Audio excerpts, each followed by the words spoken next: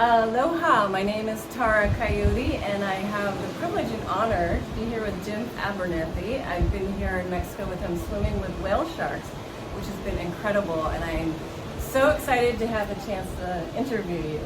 So, Jim, tell us a little bit about yourself for the viewers that do not know about you and your incredible, inspiring story. Thank you very much. It's a privilege to be here to spread our message of conservation.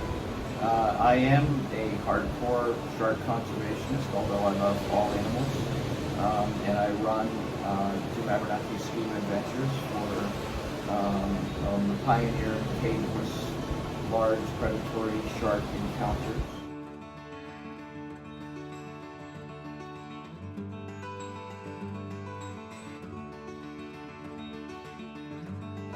Although I run trips with orcas, humpbacks, crocodiles, almost every large aquatic animal, trying to show people the value of the animal alive.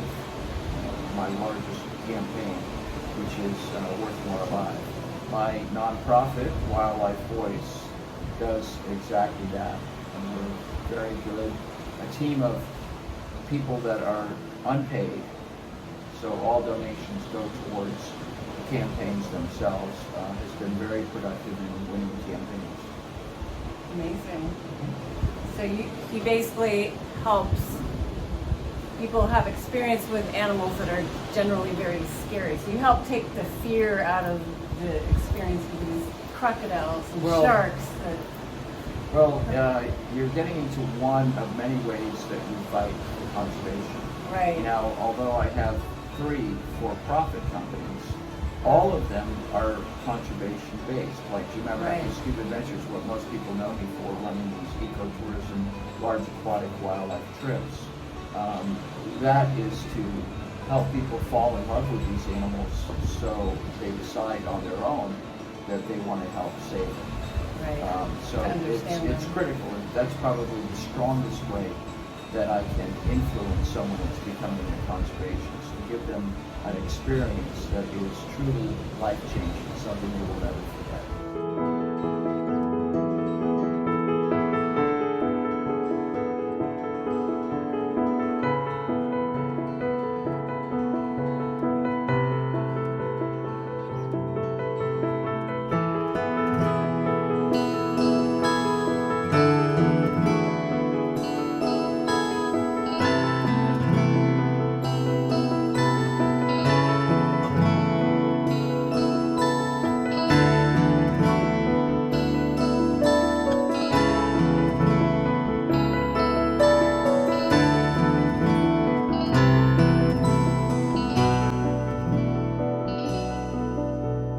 And how did you get interested in sharks? Because you have quite a story. I'm sure everybody would love to hear. Well, in the beginning, first of all, I grew up 2 houses away from the beach, so I grew up on the ocean. Started snorkeling in Florida. Started snorkeling around 4. Started dabbling in scuba around 9. Got scuba certified at 12. Open water at 15. Instructor's license right out of college after I got my business management degree, and my captain's license. Wow. So that was 44 years ago. And since then, I've been able to follow my dreams to swim with all the large megafauna of our planet's oceans, which is an incredible dream. Sure, I can vouch for that. It was an incredible You just experienced one of them. Oh, yes, phenomenal.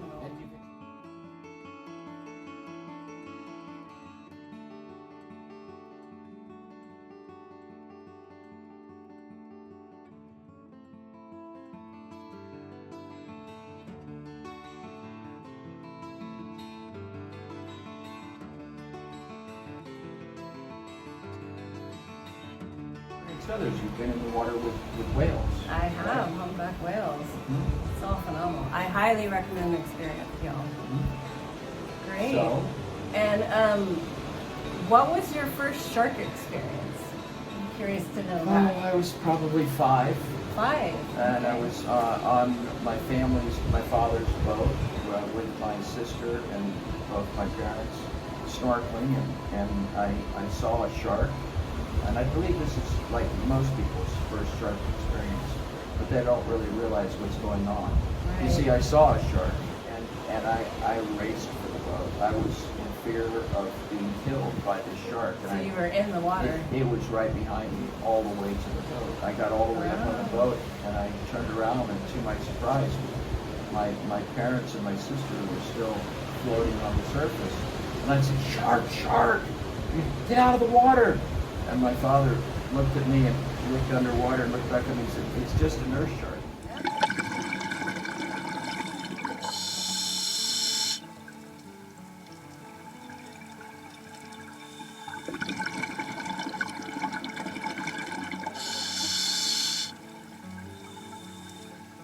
Sleeping under the ledge. I hear so many people talk about their fearful shark experience. Right. It was just as vivid as mine, but it probably never happened. Exactly. It's what they expected to happen because there are so many what I call sensationalized shark shit shows Right.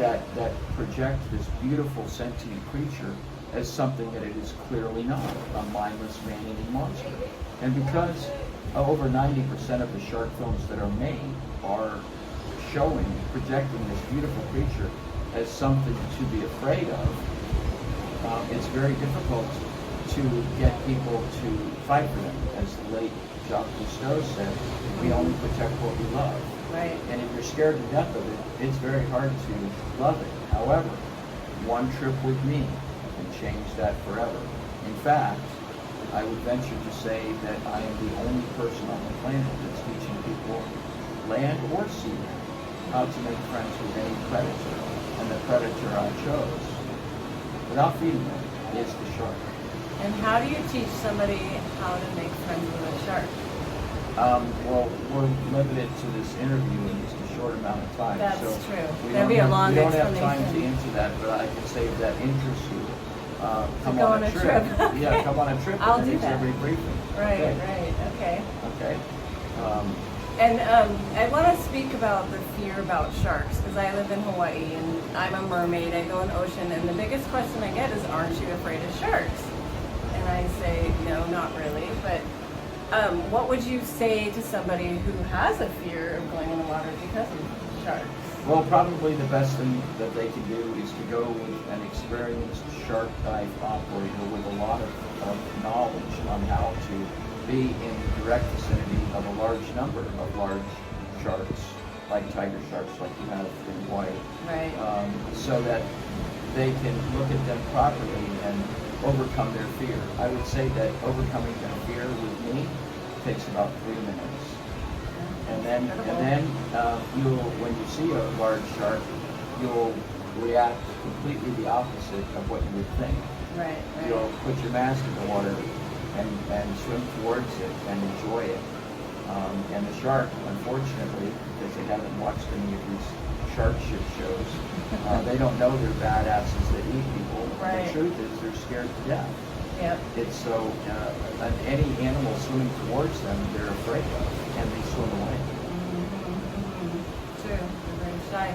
And I know that there's such a large number, I don't know the exact number, of sharks that are killed every year by humans. And then, but Let me tell you what the numbers are. yes, please, please. On a yearly basis, worldwide, sharks bite about 80 people per year. Although this year it's only like 65 or so, or last year it was like 65. But the average is under 80. And if you look over the last 75 years, the average number of people that have died from that bite is just under 6. Yet we kill as many as 250 million per year, mostly for the drive for shark fin soup.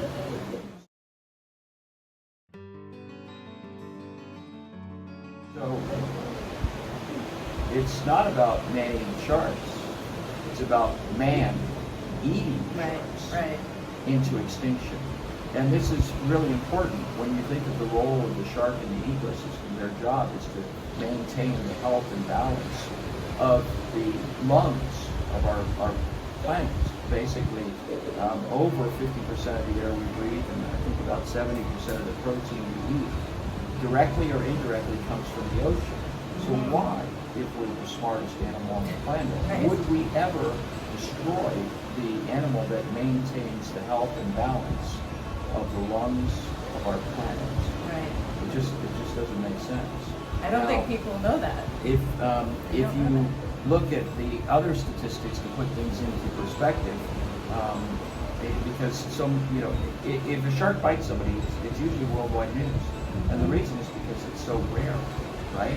Like lately in the news, you've seen bites from New Smyrna Beach, which is the shark capital of the world, where 1/3 of the world's shark, what I call mistakes, because the shark attack is really a shark mistake.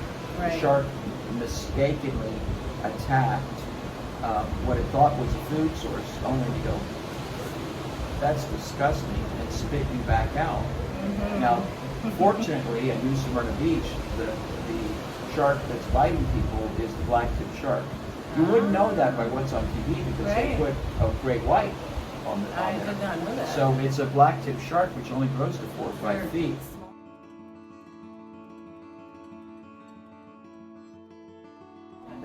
And that means they're going to get 5, 6 stitches.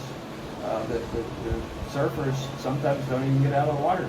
They look at it as a cheap tattoo. But then there's the media sensation that's all over it and continually And freaking people out. as long as we have people that love sharks that counter what they're saying and just say the reason that we turn the channel when you come on the TV is because we know that what's coming out of your mouth is literally garbage. Right. As well as tell the ones that tell the truth.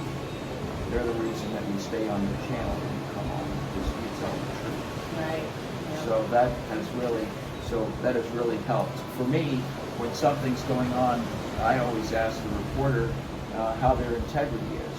Do they project the news properly, or do they inflate it so that they can get maximum views? Now, the station usually wants maximum views, but there are ways using the integrity speech to get those reporters to report the truth. That's good. That's a good angle. Yes. Yeah, unfortunately the media just exaggerates fear with every angle they can. Most of the time. Yeah. With everything. Well, I was bitten once. Oh. And helicoptered off the boat, bad bite, and went into the hospital for 3 days. And when I got out, I held a press conference. And my press release, the same day that I was bit, I actually said, first I sent out what I call the integrity paragraph. How you project the news will reflects directly on whether we want you or not. There were 5 stations there. One of them just sensationalizes everything. Right. You know, they're the one that puts the camera on the road when the dad with 7 kids is dying from a car accident. Would you like to say something? Just as sensationalized as you can imagine. Right. And they projected it as a mindless man-eating monster eating it. But the rest of them projected it with exactly what I told them. Good. After 25 short years of living in the ocean with large predatory sharks on a daily basis, Jim Abernethy was finally bit. Right. But the truth of the story isn't about man-eating sharks, because they don't. The truth is, man is eating sharks into extinction. And the problem will be our own demise. When we lose the lungs of our planet, we will lose ourselves as well. And we'll no longer be here. Our planet will be fine. Although there'll be a lot less animals, because presently we're 70% through the world's 6th extinction. That's because most people were brought up to think that success is based on financial freedom, how much money you make. But the truth is, success is happiness. How happy are you? And happiness comes when your mind, what you think, what you say, and what you do are in harmony. And when you live a life of happiness, by having everything in harmony, by not hurting animals, by following your every conscience, then you'll be extremely happy and your life will be fulfilled. Beautiful. I love that. Wise words.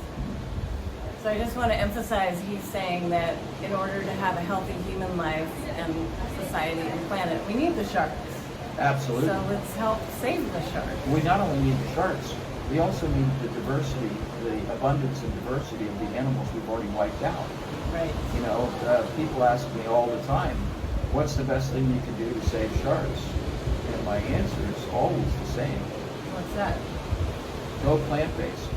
Give up eating animals. Presently, the agricultural industry, the meat industry, occupies 52% of usable land. And because we keep burning all the trees down and then putting in fences so we can have cows, pigs, and chickens, so we can continue to feed the world by mass marketing them that we need meat 3 times a day. Right. That is the leading cause of 10 of the world's worst problems. Let me say that again.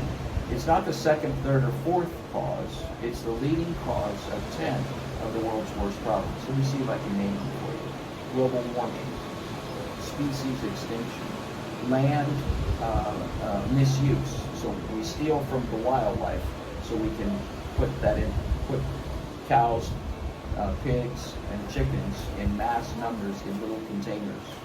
So that causes land dead zones.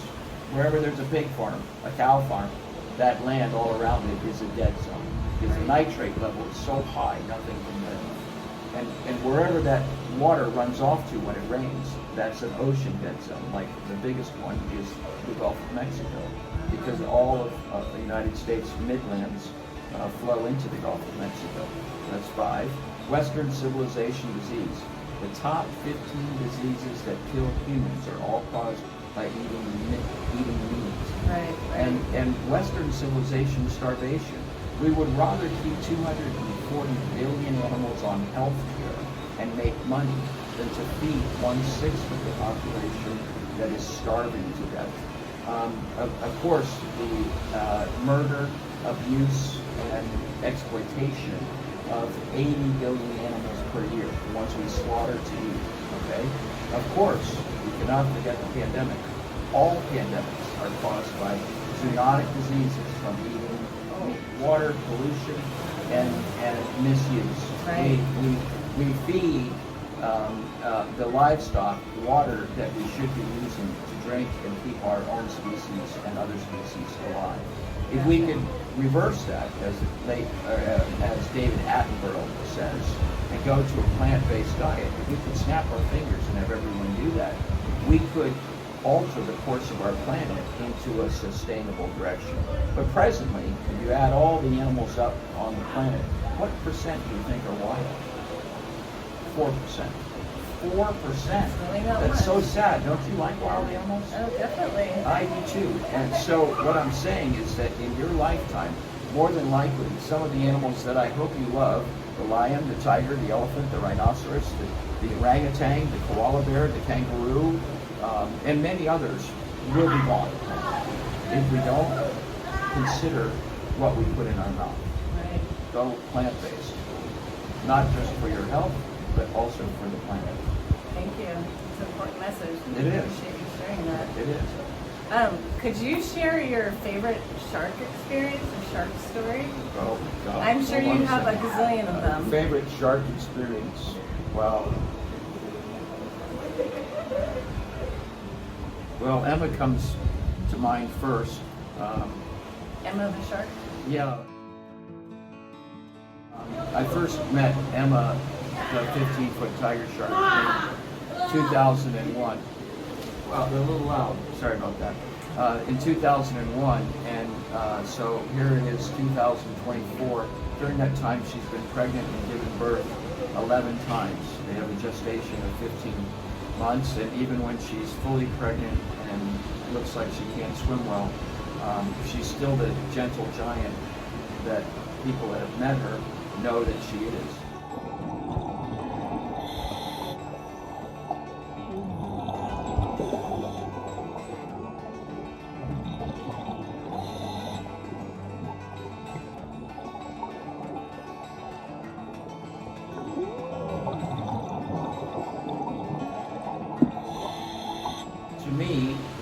because I've given her love and affection, hands-on, all this time. And to me, she's just like a big puppy dog. But when people look at her, they're a little overwhelmed because of how big she is. But one encounter, or any encounter with Emma the tiger shark, is going to totally destroy anything you thought about sharks and put things into the right track of what sharks are all about. I know that most people look at Emma and what they see is a huge tiger shark with a rack of teeth at the front end used for shredding, ripping, and tearing. But that's not what I see at all. What I see is a gentle giant that has somehow managed to build a trusting relationship that she appreciates and looks forward to each and every encounter. She loves being cleaned and taken care of under the shearwater like she is every single week. And we've been very fortunate to be able to build that relationship over a long period of time. I'm hopeful that we can save the Bahamas I'm hopeful that we can save the Bahamas while she's still here. It would truly break my heart to see that she was dead on somebody's dock, perhaps to get their trophy picture and then thrown back into the sea of waste. And I'm sure it would break the heart of all that have come to know her and appreciate her majestic giant that she truly is. To get this message across, I wanted to give the film something that no one else has ever seen before. And I believe I have that opportunity because of my relationship with Emma. I mean, she basically follows me around everywhere I go down there. So essentially what I was doing was playing leapfrog with her, and I would run away, and then as soon as I got far enough away, I'd turn around and let her approach me. I wanted to dispel the mentality of the rest of the world thinking that they're monsters.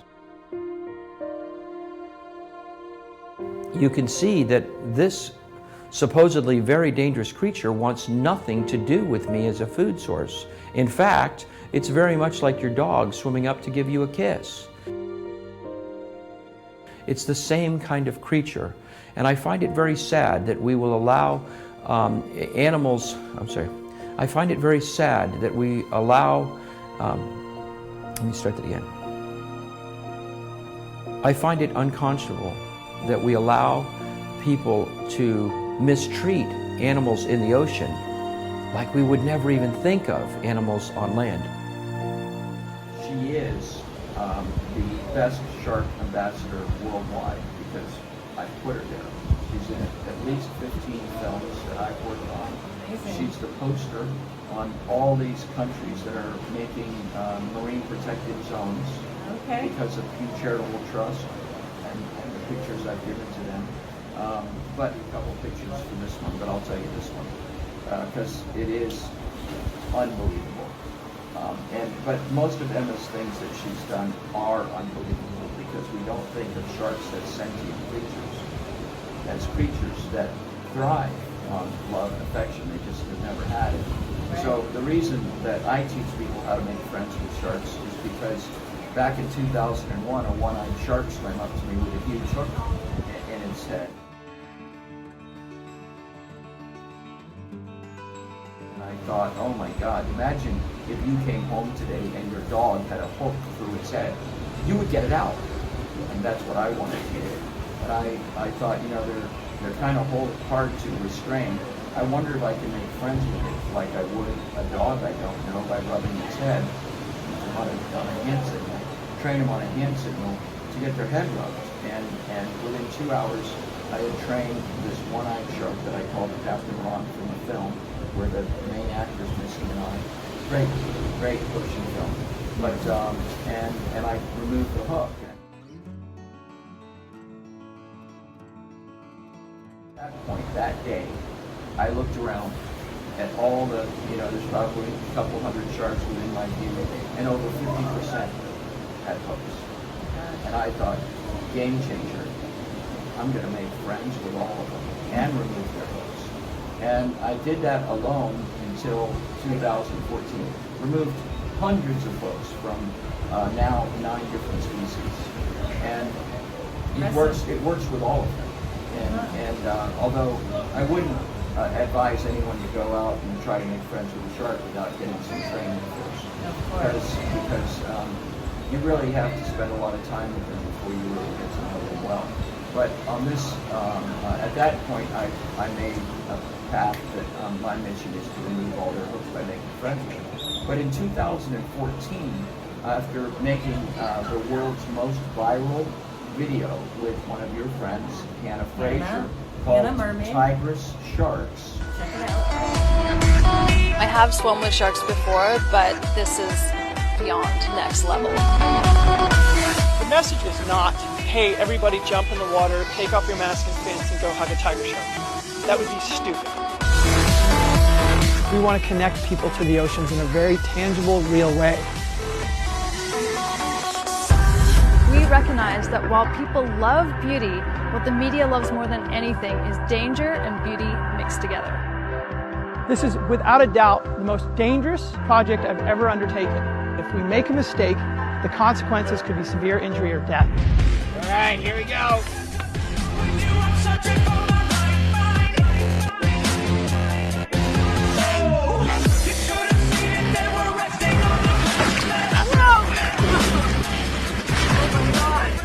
It's really a very simple thing, what we're trying to do, just to show that we can interact with the world around us in a non-threatening manner. And with all that we know about what man is doing to the planet, we still have a chance to create something really beautiful. It's all over the place.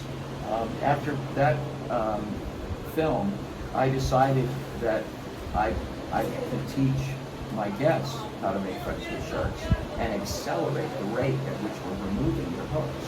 And I did that since 2014 with no accidents. And now, during the pandemic, we went to Tiger Beach, where I am most of the time, and there were, I think, 5 or 6 trips where no shark had a hook. Of course, then the pandemic went over, and now we have the fishermen back out there, which is, by the way, one of the best things you can do for aquatic animals, all of them. Stop eating fish. Right. Because fish and the fishing industry is responsible for 70% of the pollution in our oceans. So we need to kill that industry. There's that film, Fish Conspiracy. Oh, there's so many. Seaspiracy, which is a great film to show people what they do. But it was back in 2007 that scientists, 1,600 of them, came to the conclusion that around 2048, that's not that far away, right, we're going to run out of fish to eat.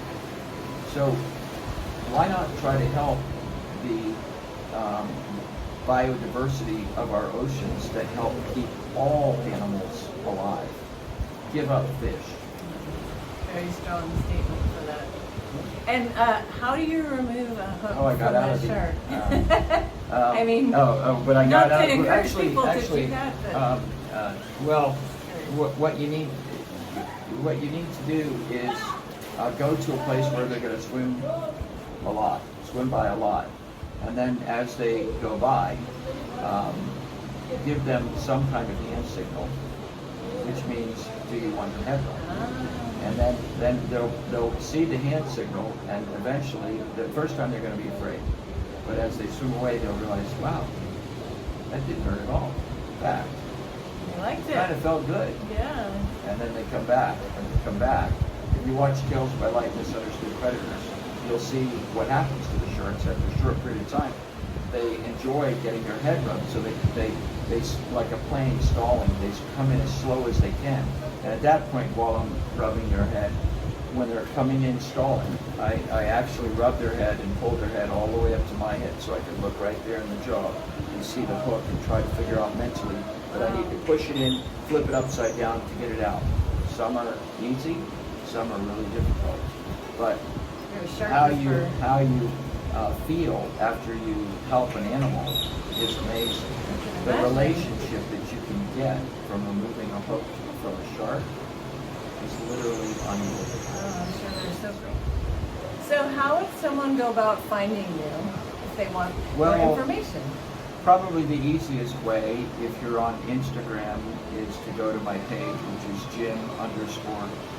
Abernethy, spelled Abernethy, or my YouTube channel, or you can go to the website for Jim Abernethy's Scuba Adventures, which is scuba-adventures.com. That's the best way to find it. Well, thank you so much for taking time to talk to me today. I really appreciate it so much, and yeah, keep up your great work. Well, thank you very much. It's been an honor and a privilege to spend time with you, especially as a mermaid under the sea with our beautiful whale sharks. Yes, we'll put in some of that footage so you can see it. It's so magical. Fantastic. All right, mahalo.